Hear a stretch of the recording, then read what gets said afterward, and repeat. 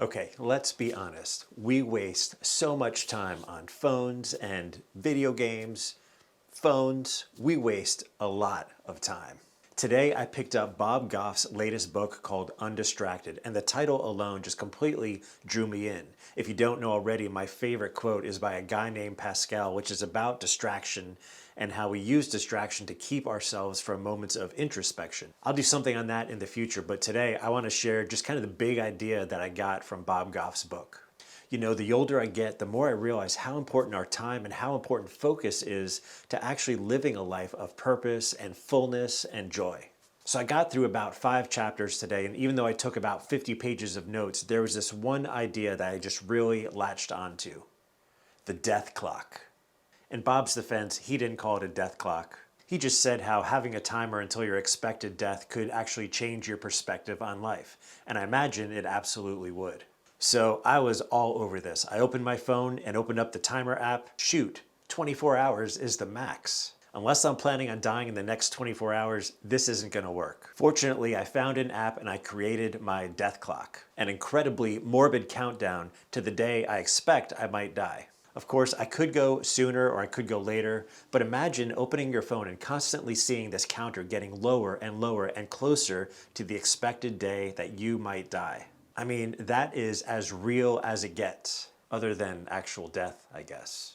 So for me, I imagine I'll see a lot more value in the people I hang around with and in my relationships. I imagine I won't spend so much time on the cynics and the pessimists, even though I tend to be a pessimist myself, I guess. But instead, I imagine I'll seek out those that are living well and hang around with them. I imagine seeing this will make me work harder towards my goals each and every day.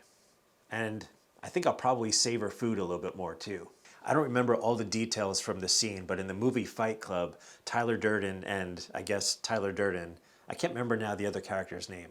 And they go up to a guy and they take his driver's license and they basically threaten his life and say, if you don't start pursuing your dreams, and I think it was like to be a dentist or a vet or something like that, but they said, if you don't start pursuing your dreams tomorrow, we're gonna be coming after you. And as they walk away, they say, tomorrow, this guy's gonna wake up with just kind of a new perspective on life. Food's gonna taste better. He's gonna pursue his dreams and his goals. I imagine looking at this death clock is sort of something like that. And just as morbid too. So I know this is really quick. I just read this today. I'm making this video the same day. And it's just because I'm so excited about how this might impact my life. So this is only scratching the surface. This has been a great book so far. I imagine I'll finish it within the next week, and there's gonna be more things to share with you, but definitely check this book out by Bob Goff. It's called Undistracted. And let me know in the comments below if you create a death clock and how it affects your life.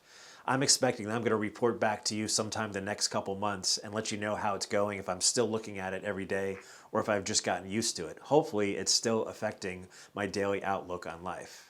So I'm going to give this a shot and hopefully I'll remember to get back to you. But in the meantime, start counting those years, those days, those hours, and those seconds. Thank you for checking out the video. I would love it if you subscribe. I'll see you next time.